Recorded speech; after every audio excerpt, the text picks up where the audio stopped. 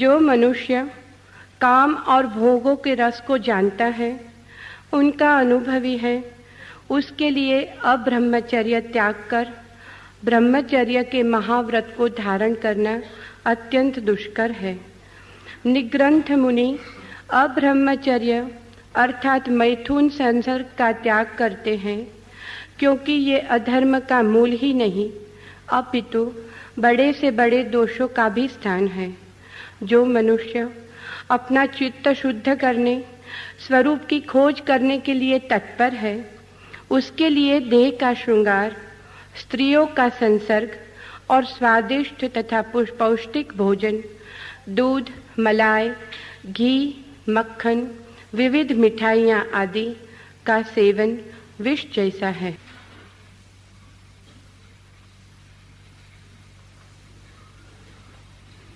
काम ऊर्जा, sex energy मनुष्य के पास एकमात्र ऊर्जा है। एक ही शक्ति है मनुष्य के पास। उस शक्ति को हम कोई भी नाम दें, वो शक्ति दो दिशाओं में गतिमान हो सकती है। काम ऊर्जा किसी दूसरे के प्रति गतिमान हो तो यौन बन जाती है, और काम ऊर्जा स्वयं के प्रति गतिमान हो तो योग बन जाती है। ऊर्जा एक है, दिशाओं के भेद से सारा जीवन भिन्न हो जाता है। पानी को हम गर्म करें 100 डिग्री तक तो भाप बन जाता है, हल्का हो जाता है, आकाश की तरफ उड़ने में सक्षम हो जाता है। पानी को हम ठंडा करें 0 डिग्री के नीचे, पत्थर का बर्फ हो जाता है, भारी हो जाता है। जमीन की गुरुत्वाकर्षण की शक्ति उस पर बजनी हो जाती। भाप भी पानी है, बर्फ भी पानी है। भाप आकाश की तरफ उड़ती है, बर्फ जमीन की तरफ गिर जाता है। ऊर्जा एक है, दिशाएं दो हैं। जिसे हम यौन कहते हैं, सेक्स कहते हैं, वो उसी एक्स अज्ञात ऊर्जा का नीचे की तरफ प्रवाह है। 0 डिग्री के नीचे बर्फ बन जाना है, तब जमीन का गुरुत्वाकर्षण उस पर सघन हो जाता है। वही ऊर्जा, वही एक्स अज्ञात शक्ति ऊपर की तरफ उठनी शुरू हो जाए, 100 डिग्री के पार परमात्मा की तरफ भाप की तरह उठनी शुरू हो जाती। जमीन का नीचे का खिंचाव समाप्त हो जाता है। शक्ति एक है, दिशाएं अलग हैं। तो पहली बात तो यह समझ लेनी जरूरी है कि शक्ति एक है। उसके उपयोग पर निर्भर करेगा कि वो आपको कहां ले जाए। दूसरी बात यह समझ लेनी जरूरी है कि शक्ति तटस्थ है। शक्ति स्वयं आपसे नहीं कहती कि क्या करें। शक्ति आपको हेतु नहीं देती, गति नहीं देती। शक्ति तटस्थ आपके भीतर मौजूद है। आप ही जो करना चाहें उस शक्ति का उपयोग करते हैं। शक्ति आपसे कुछ भी नहीं करवाती। आप नीचे की ओर बहाना चाहें तो ऊर्जा नीचे की ओर बहेगी, ऊपर की ओर बहाना चाहें तो ऊपर की ओर बहेगी। निर्णायक आप हैं, शक्ति नहीं। शक्ति आपके हाथ में है। अगर नीचे ले जाएंगे तो नीचे के जो सुख दुख हैं वे मिलेंगे, अगर ऊपर ले जाएंगे तो ऊपर के जो अनुभव हैं वे मिलेंगे। तीसरी बात समझ लेनी जरूरी है कि इस शक्ति के रूपांतरण के 2 उपाय हैं। एक उपाय का नाम है योग, एक उपाय का नाम है तंत्र। दोनों विपरीत हैं। दोनों उपाय जितने विपरीत हो सकते हैं उतने विपरीत हैं, लेकिन दोनों का लक्ष्य एक। मार्ग विपरीत भी एक लक्ष्य पर पहुंचा सकते हैं। इस संबंध में थोड़ी बात समझ लें, फिर यह सूत्र समझना आसान होगा। तंत्र की मान्यता है कि काम ऊर्जा का पूरा अनुभव जब तक न हो तब तक काम ऊर्जा को रूपांतरित नहीं किया जा सकता। काम ऊर्जा का जितना गहन अनुभव हो सके उतना ही काम के रस से मुक्ति हो जाती है। यह महावीर से बिल्कुल उल्टा सूत्र है। इसे थोड़ा ठीक से समझ लें तो फिर महावीर का जो बिल्कुल विपरीत दृष्टिकोण है वो समझना आसान हो जाएगा। कंट्रास्ट में एक दूसरे को सामने रख के देखना आसान हो जाएगा। तंत्र मानता है कि हम केवल उसी से मुक्त हो सकते हैं जिसका हमें अनुभव हो। लेकिन क्यों? हम उसी से क्यों मुक्त हो सकते हैं जिसका हमें अनुभव हो? तब तो इसका यह अर्थ होगा कि जिस दिन हमें मोक्ष का अनुभव होगा हम मोक्ष से मुक्त हो जाएंगे। तब तो इसका यह अर्थ होगा जिस दिन हमें आनंद का अनुभव होगा हम आनंद से मुक्त हो जाएंगे। तब तो इसका यह अर्थ होगा कि जिस दिन हम आत्मा का अनुभव कर लेंगे उस दिन आत्मा व्यर्थ हो जाएगी। नहीं, तंत्र का कहना यह है जिस अनुभव की पूरी प्रक्रिया से गुजरकर अगर मुक्ति न हो तो समझना कि वो अनुभव स्वभाव है, और जिस अनुभव से गुजर के मुक्ति हो जाए समझना कि वो प्रभाव है। उस अनुभव से मुक्ति हो जाती है जिसमें पहले सुख मालूम पड़ता था और पीछे दुख मिलता है। उस अनुभव से मुक्ति हो जाती है जिसके ऊपर तो लिखा था अमृत लेकिन खोल फाड़ने पर जहर मिलता है। उस अनुभव से मुक्ति हो जाती है जो व्यर्थ सिद्ध हो जाता है। इसलिए तंत्र कहता है काम का पूरा अनुभव आवश्यक है ताकि काम का रस विलीन हो जाए, क्योंकि काम का रस भ्रांत है, रस है नहीं, प्रतीत होता है। जो प्रतीत होता है अगर पूरे अनुभव से गुजरा जाए तो विलीन हो जाएगा।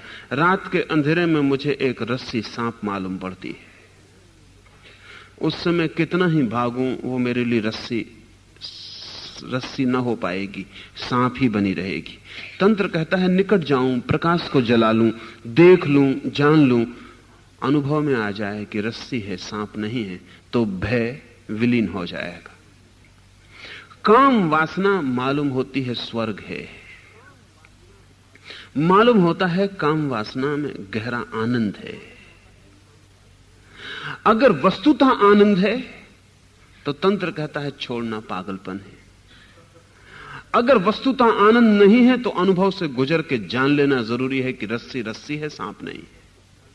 और जिस दिन यह दिखाई पड़ जाएगा कि अनुभव आनंदहीन है, न केवल आनंदहीन है बल्कि दुख परिपूरित है, उस दिन उसे कौन पकड़ना चाहेगा। यह तंत्र की दृष्टि है, यह एक उपाय है।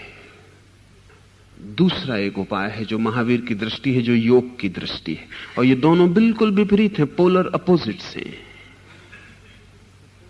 महावीर कहते हैं जिसका अनुभव हो जाए उससे छुटकारा मुश्किल है। महावीर कहते हैं जिसका हम अनुभव करते हैं तो अनुभव की प्रक्रिया में आदत निर्मित होती है। जितना अनुभव करते हैं उतनी आदत निर्मित होती है, और आदत का एक दुष्ट चक्र है। आदत का एक दुष्ट चक्र है। धीरे धीरे यांत्रिक हो जाता है। एक अनुभव किया, दूसरा अनुभव किया, फिर यह अनुभव हमारे शरीर की रोए रोए की मांग बन जाती है। फिर इस अनुभव के बिना अच्छा नहीं लगता और अनुभव से भी अच्छा नहीं लगता। अनुभव करते हैं तो लगता है कुछ भी ना मिला, और अनुभव नहीं करते तो लगता है कुछ खो रहा है। तो अनुभव करते हैं, पछताते हैं, और तब फिर खाली जगह मालूम होने लगती, फिर अनुभव करते हैं। महावीर कहते हैं जिसका अनुभव कर लिया जाए, अनुभव आदत का निर्माता हो जाता है, और आदमी जीता है आदत से। आप 24 घंटे जो करते हैं वो सिर्फ आदत है। जरूरी नहीं है कि करने के लिए कोई अंतः प्रेरणा रही हो। ठीक वक्त रोज भोजन करते हैं, उस वक्त शरीर कहता है भूख लगी। जरूरी नहीं है कि भूख लगी हो। और घड़ी अगर बदल के रख दी जाए और आप 1 बजे रोज भोजन लेते हैं और आपको पता ना हो कि घड़ी धोखा दे रही है, अभी 11 ही बजे हैं और घड़ी में 1 बज गया, तो आपका पेट खबर देना शुरू करेगा कि भूख लग गई है। मन को खबर हुई कि 1 बज गया कि आदत दोहरनी शुरू हो जाएगी। आप जिस वक्त सोते हैं अगर उसी वक्त न सो जाएं तो नींद तिरोहित हो जाती। अगर नींद वास्तविक थी और आप रोज 12 बजे रात सोते थे तो 1 बजे रात तक और भी तीव्रता से आनी चाहिए। लेकिन अगर 12 बजे नहीं सोए, 1 बज गया तो नींद आती ही नहीं। वो जो 12 बजे की नींद थी आदतन थी, हैबिचुअल थी, वास्तविक नींद नहीं थी। अगर आपको 1 बजे भूख लगती है और अब 3 बज गए तो आप हैरान होंगे, भूख मर जाती है, बढ़नी चाहिए। अगर वास्तविक भूख है तो 1 बजे वाली भूख 3 बजे और गहरी हो जानी चाहिए, लेकिन 3 बजे भूख मर जाती है क्योंकि भूख आदतन थी। सभ्य आदमी जितना सभ्य होता है उतनी आदत से जीता है। न असली भूख रह जाती, न असली नींद रह जाती। तब आदमी का काम अनुभव भी आदत हो जाता है। तब जरूरी नहीं कि भीतर कोई अंतः प्रेरणा हो, पति पत्नी आदत हो जाते हैं और आदत दोहरती चली जाती है। एक बहुत बड़े विचारक D.H. लॉरेंस ने लिखा है कि विवाह अनुभव कम, आदत ज्यादा है। वही कमरा, वही बिस्तर, वही रंग रौनक, वही पत्नी, वही समय, आदत। D.H. लॉरेंस ने लिखा है कि एक बात मुझे इतनी कष्टकर है जितनी और कोई नहीं, रोज उसी बिस्तर पर सोना। उसने लिखा है कि मैं कहीं भी मरना पसंद करूंगा, बिस्तर पर नहीं। ऐसे आमतौर से 99% लोग बिस्तर पर मरते हैं, क्योंकि आदमी बड़ा मजेदार है। अगर आप हवाई जहाज में बैठे तो लोग कहते हैं मत बैठो। कभी कभी लाख में एक आध आदमी हवाई जहाज में मरता है। घोड़े पे सवारी करें तो लोग कहते हैं मत करो। कभी कभी 1000 में एक आदमी घोड़े से गिर के मर जाता, लेकिन कोई आपसे नहीं कहता बिस्तर पे मत सो। 99% आदमी बिस्तर पे मरते। अधिकतम दुर्घटनाएं बिस्तर पे घटती। D.H. लॉरेंस ने कहा कि बिस्तर एक आदत है और ठीक समय पर जैसे भूख लगती है और नींद आती है, ठीक समय पर काम की वृत्ति पैदा हो जाती और तब लोग आदतें दोहराते रहते हैं। महावीर कहते हैं अनुभव आदत को निर्माण करता है और आदमी आदत से जीता है, होश से नहीं जीता है। अगर होश से जिए तो तंत्र की बात ठीक हो सकती है, लेकिन आदमी जीता है आदत से, होश से नहीं जीता। इसलिए महावीर की बात में भी अर्थ है। महावीर कहते हैं एक बार आदत बननी शुरू हो जाए तो फिर बनती चली जाती है। बीज को जमीन में मत डालो तो अंकुर नहीं निकलता, एक बार डाल दो तो फिर अंकुर निकलता चला जाता है और वृक्ष बन जाता है, और वृक्ष में 1000 करोड़ बीज लग जाते। लेकिन बीज को जमीन में मत डालो, रखा रहने दो तो अंकुर नहीं निकलता। एक दफा अनुभव में गुजरो, बीज जमीन पकड़ लेता है और फिर आदत का अंकुर बढ़ना शुरू हो जाता है। फिर वो बढ़ता चला जाता है, फिर वो बड़ा होता चला जाता है। इसलिए महावीर ने बच्चों को भी दीक्षा का मार्ग खोला, बल्कि महावीर के हिसाब से बच्चे को ही दीक्षा देनी चाहिए। अब तो मनोवैज्ञानिक भी कहते हैं कि 7 साल की उम्र के बाद आदमी में बदलाहट मुश्किल हो जाती है। तो अगर 7 साल, प्राथमिक 7 वर्ष एक ढंग के निर्मित कर दिए जाएं तो आदमी फिर उन्हीं ढंगों में जीता चला जाता है। इसलिए पहले 7 वर्ष पूरे 70 वर्ष की संक्षिप्त कथा है, फिर वही दौड़ता चला जाता है। ये बड़ी मजे की बात है, इस पर थोड़ा सोचना जरूरी कि आदत कितनी अद्भुत है। आप अपनी मां को प्रेम करते हैं, सभी बच्चे करते हैं, लेकिन आपने कभी ख्याल न किया होगा कि मां का प्रेम भी वैज्ञानिक अर्थों में सिर्फ आदत है। इस पर लोरेंज ने बहुत काम किया और लोरेंज ने सब्स्टिट्यूट मदर्स, परिपूरक माताओं का प्रयोग किए। जैसे एक बतख का बच्चा पैदा हुआ तो बतख का बच्चा पैदा होता है तो बतख ही उसे सबसे पहले मिलती है। मुर्गी का बच्चा पैदा होता है तो मुर्गी उसे सबसे पहले मिलती है स्वभावतः। आदमी का बच्चा पैदा होता है तो पहला दर्शन और पहला अनुभव मां का होता है। लोरेंज ने ऐसे प्रयोग किए कि मुर्गी का बच्चा पैदा हो तो मुर्गी का उसे अनुभव ना हो पाए, मुर्गी छिपा ली जाए। मुर्गी की जगह उसने रबर का फुग्गा फुला के रख दिया। बच्चे ने पहला जो दर्शन हुआ, बच्चे को जो पहला अनुभव हुआ, और पहला अनुभव अंतिम अनुभव है। पहला अनुभव सबसे गहन अनुभव है क्योंकि सबसे पहली आदत है। फिर सब कुछ उसके ऊपर निर्मित होगा। उस बच्चे ने रबर का फुग्गा देखा, वो रबर के फुग्गे के प्रति वैसा ही आसक्त हो गया जैसा मां के प्रति। इसके बाद रबर का फुग्गा हवा में उड़ाया जाए तो बच्चा उसके पीछे दौड़े, लेकिन मां पास हो तो उसकी तरफ ध्यान भी ना दे। मां व्यर्थ हो गई क्योंकि वो आदत न बन पाई। ये रबर का फुग्गारा सार्थक हो गया, ये मां बन गया। लोरेंज कहता है कि मां का कोई अर्थ नहीं, वो पहली आदत है। लेकिन और बड़े अनुभव हुए। ये जो मुर्गी का बच्चा रबर के गुब्बारे के पास बड़ा हुआ, इसको खाना, इसको पीना सब यांत्रिक विधि से दिया गया, इसकी मां से नहीं, इसके मां से कोई संबंध नहीं जोड़ा गया। एक बड़ी हैरानी की बात हुई कि इस बच्चे के मन में मादाओं के प्रति कोई रस पैदा नहीं हुआ, वो मुर्गियों में उत्सुक नहीं रहा। उसके जीवन में सेक्स सूख गया। मनोवैज्ञानिक कहते हैं कि जिस बच्चे का मां से पहला संपर्क न हो, जीवन में स्त्री से उसके गहरे संबंध न हो पाएंगे।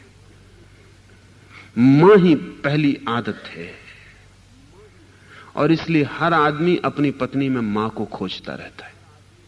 जाने अनजाने, चेतन अचेतन मां को खोजता रहता है। और बड़ी कठिनाई यह है कि मां दोबारा मिल नहीं सकती पत्नी में, इसलिए पत्नी से कभी चैन और शांति नहीं मिल सकती। मां पत्नी हो नहीं सकती और कोई पत्नी मां बनने को राजी नहीं। और कठिनाई तो यह है कि यह अचेतन आकांक्षा है, इसलिए अगर कोई पत्नी मां बनने को राजी हो तो भी पति को दुख होगा। पुरुषों का इतना आकर्षण स्त्रियों के स्तन में मां के संबंध में बनी पहली आदत का परिणाम है और कुछ भी नहीं।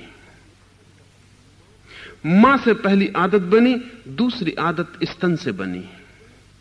इसलिए पुरुष स्त्री के स्तन में इतने आतुर, इतने उत्सुक।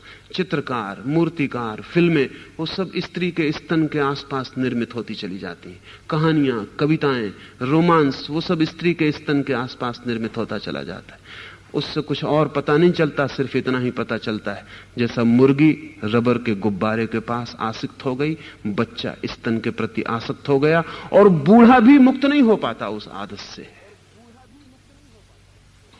बूढ़ा भी मुक्त नहीं हो पाता स्तन की आदत से। वो रस कायम ही रहता है, वो रस बना ही रहता है। अगर आदतें इतनी महत्वपूर्ण हैं तो महावीर कहते हैं जिस अनुभव से छूटना हो उस अनुभव में न उतरना ही उचित है। उतर जाने के बाद छूटना रोज रोज मुश्किल होता चला जाएगा। महावीर मनुष्य को एक यंत्र की भांति देखते हैं और 99% आदमी यंत्र हैं। तो महावीर कहते हैं यंत्रवत आदमी का जो जीवन है वो वहीं रोक दिया जाना चाहिए जहां से चीजों की शुरुआत होती है। क्या इस बात की संभावना है कि अगर एक व्यक्ति को काम के समस्त अनुभवों, परिस्थितियों से बाहर रखा जा सके तो उसके जीवन में काम का प्रवाह पैदा नहीं होगा? इस बात की संभावना नहीं है कि काम का प्रवाह पैदा नहीं होगा। एक दिन बच्चा युवा होगा, शक्ति से भरेगा, ऊर्जा आएगी, शरीर का यंत्र शक्ति देगा, काम ऊर्जा भर उठेगी, काम से, काम की ऊर्जा से सारी परिस्थितियां भी रोक ली जाएं तो भी बच्चा भरेगा, लेकिन एक फर्क पड़ेगा, उस बच्चे के पास आदतों के सुनिश्चित मार्ग ना होंगे। ऊर्जा भर जाएगी लेकिन आदतों के बहने के लिए कोई निर्मित मार्ग ना होंगे। उस बच्चे की ऊर्जा को किसी भी दिशा में रूपांतरित करना आसान होगा। जिनके मार्ग निर्मित हो गए हैं उन्हें नए मार्ग बनाना कठिन होता है, क्योंकि ऊर्जा पुराने मार्ग पर बिना श्रम के बहती है। अगर कोई भी मार्ग निर्मित ना हो तो नया मार्ग निर्मित करना बहुत आसान होता है, क्योंकि ऊर्जा बहना चाहती है और कोई भी मार्ग मिल जाए तो गति से उस मार्ग पर अग्रसर हो जाती। महावीर की यही दृष्टि है। वो कहते हैं काम का अनुभव खतरे में ले जाएगा, फिर ब्रह्मचर्य की तरफ आना मुश्किल होता चला जाएगा। इसलिए अनुभव से बचना, इसे ध्यान से समझ लें। अनुभव से बचना दमन नहीं है, रिप्रेशन नहीं है। जिसको फ्रायड ने दमन कहा है वो अनुभव से बचना दमन नहीं है। महावीर के लिए अनुभव से बचना ऊर्जा को दबाना नहीं है, अनुभव से बचना ऊर्जा को नया मार्ग देना है। जो ऊर्जा नीचे की तरफ बह रही है उसे अगर ऊपर की तरफ ले जाना है तो नीचे की तरफ बहने का अनुभव न हो तो ऊपर की तरफ मार्ग बनाना आसान होगा। लेकिन तब तंत्र की और महावीर के योग की सारी प्रक्रियाएं विपरीत हो जाएंगी। सारी प्रक्रियाएं, तंत्र जो भी करेगा महावीर के लिए वो गलत हो जाएगा और महावीर जो भी करेंगे वो तंत्र के लिए गलत होगा। मेरी दृष्टि में दोनों मार्गों से पहुंचना संभव है। दोनों मार्गों पर अलग अलग बात पर जोर है ऊपर से, लेकिन भीतर एक ही बात पर जोर है। वो भी आपसे कह दूं, वो जोर तंत्र कहता है रस से मुक्ति होगी अनुभव से, महावीर कहते हैं रस लेना ही मत तो मुक्ति होगी। लेकिन रस से मुक्ति दोनों में केंद्रीय है। रस से मुक्ति कैसे होगी, इन बातों में दोनों में भेद है। इसलिए तंत्र उन लोगों के लिए आसान पड़ेगा जो होश को जगाने में लगे हैं। जो लोग होश को जगाने में नहीं लगे हैं उनके लिए तंत्र खतरनाक होगा। इसलिए तंत्र बहुत थोड़े से लोगों की काम की बात मालूम पड़ती है, इसलिए तंत्र का व्यापक प्रभाव नहीं हो सका। लेकिन भविष्य में तंत्र का व्यापक प्रभाव होगा, क्योंकि वो सारा समाज का जीवन का ढांचा रोज रोज तंत्र के ज्यादा अनुकूल आता जा रहा है और लोग अनुभव से रस विहीन होते चले जा रहे हैं। ये जान के आपको हैरानी होगी कि जिन देशों में यौन की जितनी स्वतंत्रता है, यौन के प्रति उतनी ही विरक्ति पैदा होती जा रही है। जिन मुल्कों में यौन का जितनी गुलामी है, जितनी परतंत्रता है, उतनी यौन के प्रति उत्सुकता है। अगर सारा जगत ठीक से समृद्ध हुआ, समृद्ध होने का मतलब दो ही होता है, क्योंकि आदमी की दो ही भूख है। एक शरीर की भूख है जो रोटी से पूरी होती है, मकान से पूरी होती है, सामान से पूरी होती है, और एक यौन की भूख है जो प्रेम से पूरी होती है। अगर इन दोनों का अतिरेक हो गया तो तंत्र की सार्थकता बढ़ती चली जाएगी। लेकिन अभी भी वो अतिरेक हुआ नहीं है। और महावीर जो कह रहे हैं वो बिल्कुल विपरीत है। उस विपरीतता में जो मौलिक बिंदु हैं वो हम ख्याल में ले लें तो फिर सूत्र समझ में आ जाए। तंत्र कहता है जिससे मुक्त होना है उसमें जाओ, महावीर कहते हैं जिससे मुक्त होना है उसको छुओ ही मत, पहले कदम पर रुक जाओ, क्योंकि अंतिम कदम पर तुम रुक सकोगे इसका भरोसा कम है। तंत्र कहता है अगर शराब से मुक्त होना है तो शराब पियो और होश को संभालो। शराब की मात्रा उतनी ही बढ़ाते जाओ जितना होश बढ़ता जाए, लेकिन होश सदा ऊपर रहे और शराब कभी भी बेहोश ना कर पाए। और तांत्रिकों ने अद्भुत प्रयोग किए, और ऐसे तांत्रिक हैं कि उनको कितना ही नशा पिला दो बेहोश ना कर पाओगे। बेहोशी ना आए तो शराब पी भी और नहीं भी पी, शरीर में तो शराब गई और चेतना में शराब का कोई संस्पर्श ना हुआ। तो तंत्र कहता है चेतना को मुक्त करो, शराब को जाने दो शरीर में, लेकिन चेतना को अछूता रहने दो। ये कठिन है, लंबी साधना की बात है और सबके लिए शायद संभव भी नहीं। हालांकि सब करना चाहेंगे, लेकिन तंत्र का सूत्र पूरा करना कठिन है, क्योंकि तंत्र का सूत्र यह है कि होश ना खो जाए तो शराब पियो। महावीर कहते हैं अगर होश खोता हो तो बेहतर है पियो ही मत। लेकिन दोनों एक बात में राजी हैं कि होश नहीं खोना चाहिए। महावीर कहते हैं पियो ही मत, कहीं होश ना खो जाए। तंत्र कहता है पियो और होश को बढ़ाओ। ये सभी बातों के संबंध में है। महावीर कहते हैं मांस नहीं, तंत्र कहता है मांस भी प्रयोग किया जा सकता है। लेकिन तंत्र कहता है चाहे सब्जी खाओ चाहे मांस खाओ, भीतर मन में कोई भेद ना पड़े। वो बहुत कठिन बात है। तंत्र कहता है अभेद को पाना है, अद्वैत को पाना है, तो कोई भेद ना पड़े। मांस खाओ तो सब्जी लो तो कोई भेद भीतर ना पड़े। अगर भेद पड़ गया तो मांस खाना खतरनाक हो गया।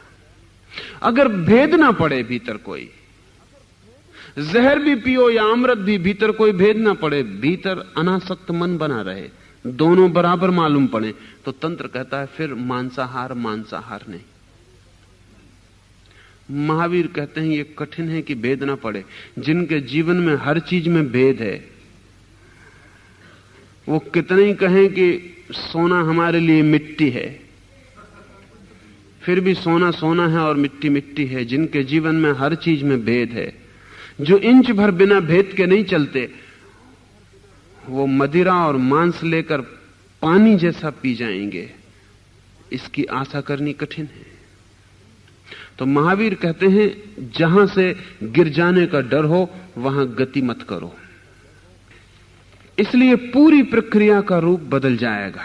जो मनुष्य काम और भोगों के रस को जानता है, उनका अनुभवी है, उसके लिए अब ब्रह्मचर्य त्याग कर ब्रह्मचर्य के महाव्रत को धारण करना अत्यंत दुष्कर है। आदत को तोड़ना अत्यंत दुष्कर है। और आप सब जानते हैं कि काम की आदत गहनतम आदत है। एक आदमी सिगरेट पीता, उसे छोड़ना मुश्किल है। हालांकि पीने वाले सभी ये सोचते हैं कि जब चाहें तब छोड़ दें। पीने वाले कभी ये नहीं सोचते कि हम कोई एडिक्टेड हैं, कि हम कोई इसके गुलाम हो गए। मुल्ला नसरुद्दीन को उसके डॉक्टर ने कहा कि अब तुम शराब बंद कर दो, क्योंकि शराब से एडिक्शन पैदा होता है, आदमी गुलाम हो जाता है। मुल्ला नसरुद्दीन ने कहा कि रहने दो, 40 साल से पी रहा हूं, अभी तक एडिक्टेड नहीं हुआ, अब क्या खाक होऊंगा। अनुभव से कहता हूं कि 40 साल से रोज पी रहा हूं, अभी तक एडिक्टेड नहीं हुआ। आप जो भी करते हैं सोचते हैं जब चाहें तब छोड़ दें, इतना आसान नहीं। जरा सी आदत भी छोड़नी आसान नहीं। आदत बड़ी बजनी है। आपकी आत्मा आदत से बहुत कमजोर है। एक छोटी सी आदत छोड़ना चाहें तब आपको पता चलेगा कि कितना मुश्किल है। लेकिन काम तो गहनतम आदत है, क्योंकि बायोलॉजिकल है, जैविक है। गहनतम आपके प्राणों में काम की ऊर्जा छिपी है, क्योंकि आदमी का जन्म होता काम से, उसका रोआ रोआ निर्मित होता काम से, उसका एक एक कोष्ठ पैदा होता काम के कोष्ठ से। आप काम का ही विस्तार है। आप हैं इसलिए जगत में कि आपके माता पिता, उनके मां करोड़ों करोड़ों वर्ष से काम ऊर्जा को फैला रहे हैं। आप उसका एक हिस्सा हैं। आपके माता पिता की काम वासना का आप फल हैं। इस फल के रोए रोए में, कण कण में काम वासना छिपी है, और सब आदतें ऊपरी हैं। काम वासना गहनतम आदत है। इसलिए महावीर कहते हैं अगर आदत निर्मित होनी शुरू हो जाए तो अत्यंत दुष्कर है। फिर अब ब्रह्मचर्य का त्याग करके ब्रह्मचर्य में प्रवेश करना अत्यंत दुष्कर है। असंभव वे नहीं कहते, इसलिए तंत्र का पूर्ण निषेध नहीं है, दुष्कर कहते हैं। और निश्चित ही जिनको सिगरेट पीना छोड़ना मुश्किल हो उनके लिए महावीर ठीक ही कहते हैं। जो सिगरेट भी ना छोड़ सकते हो वो सोचते हो कि काम के अनुभव को छोड़ देंगे तो वे आत्महत्या में लगे, उनके लिए यह संभव नहीं होगा। इसलिए तंत्र की भी शर्तें बड़ी अजीब हैं। तंत्र पहले और सब तरह की आदतें तोड़वाता है, और जब निश्चिंत हो जाता है तांत्रिक गुरु कि सब तरह की आदतें टूट गईं, तब वो इन गहन प्रयोगों के लिए आज्ञा देता है। तंत्र की शर्तें कठोर हैं। तंत्र मानता है जब तक प्रत्येक स्त्री में मां का दर्शन न होने लगे, न केवल मां का बल्कि जब तक प्रत्येक स्त्री में तारा का, दुर्गा का, देवी का, भगवती का, परम मां का, जगत जननी का स्मरण न होने लगे, तब तक तंत्र नहीं कहता कि संभोग के द्वारा समाधि उपलब्ध हो सकेगी। तो तंत्र की प्राथमिक प्रक्रियाओं में स्त्री में मां का दर्शन, परम जननी का दर्शन, इसके प्रयोग हैं। इसलिए सभी तांत्रिक ईश्वर को मां के रूप में देखते हैं, पिता के रूप में नहीं। और जब मां दिखाई पड़ने लगे प्रत्येक स्त्री में, तभी तंत्र का प्रयोग किया जा सकता है। और तंत्र के प्रयोग की जो पूरी आयोजना है वो अति कठिन है। अति कठिन इसलिए है कि पहले स्त्री को तिरोहित करना होता है, वो समाप्त हो जाए, विलीन हो जाए, स्त्री मौजूद ना रहे, और तब भी उसके साथ संभोग में परम पवित्र भाव से प्रवेश करना होता है। अगर क्षण भर को भी वासना आ जाए तो तंत्र का प्रयोग असफल हो जाता है। लेकिन वो दूभर है, महावीर कहते हैं दुष्कर है। आसान आदमी के लिए यही है कि वो जिससे मुक्त होना चाहता हो उसकी आदत निर्मित ना करे। ये आसान क्यों है? क्योंकि जब ऊर्जा भीतर भरती है तो बहनी चाहती है। ऊर्जा का लक्षण है बहना, जैसे नदी बहती है सागर की तरफ, ऐसे ऊर्जा भी किसी से मिलने के लिए बहती है। ये मिलन दो तरह के हो सकते हैं। ये मिलन या तो अपने से बाहर घटित होगा, किसी पुरुष का स्त्री से, किसी स्त्री का पुरुष से। ये एक बहाव है। एक और बहाव है भीतर की तरफ, अपने से ही मिलने का। ये जो आंतरिक बहाव है, अगर बाहर बहने की आदत ना हो तो शक्ति खुद इतनी भर जाएगी कि वो भीतर के द्वार खटखटाने लगेगी और भीतर बढ़ना शुरू हो जाएगी। ब्रह्मचर्य पर इतना जोर इसी कारण है। इस कारण की शक्ति इतनी होनी चाहिए कि वो शक्ति खुद भी मार्ग खोजने लगे, और नीचे की कोई आदत ना हो, बाहर की कोई आदत ना हो, दूसरे के प्रति बहने की कोई आदत ना हो, तो मार्ग ना मिले। और जब मार्ग नहीं मिलता और शक्ति बढ़ती चली जाती है और बांध तोड़ना चाहती है, तब साधक आसानी से भीतर जाना वाला मार्ग खोल सकता है। शक्ति खुद ही सहयोगी हो जाती है खोलने के लिए। इसलिए महावीर कहते हैं, निर्ग्रंथ मुनि अब ब्रह्मचर्य अर्थात मैथुन संसर्ग का त्याग करते हैं, क्योंकि ये अधर्म का मूल ही नहीं अपितु बड़े से बड़े दोषों का भी स्थान है। अगर ऊर्जा बाहर की तरफ बहती है तो समस्त अधर्म का मूल है, क्योंकि धर्म की परिभाषा हमने की स्वभाव। धर्म का अर्थ हुआ अपने को पा लेना, अधर्म का फिर अर्थ हुआ अपने से बाहर किसी को पाने की कोशिश, दी अदर, दूसरे को पाने की कोशिश। धर्म का अर्थ है स्वयं को पाना, तो अधर्म का अर्थ हुआ पर को पाना। इसलिए काम वासना से ज्यादा अधर्म कुछ भी नहीं हो सकता है, क्योंकि काम वासना का अर्थ ही है दूसरे की खोज। धर्म का अर्थ है अपनी खोज। तो महावीर कहते हैं अधर्म का मूल है और बड़े से बड़े दोषों का स्थान भी। इसे थोड़ा समझ लेना जरूरी है। हमारे जीवन में जितने दोष पैदा होते हैं उनमें 99% काम वासना से संबंधित होते हैं। आदमी अगर धन इकट्ठा करने के लिए पागल हो जाता है तो उसे चाहे पता हो या ना पता हो, आदमी धन इसलिए पाना चाहता है कि अंततः धन से काम वासना पाई जा सकती है।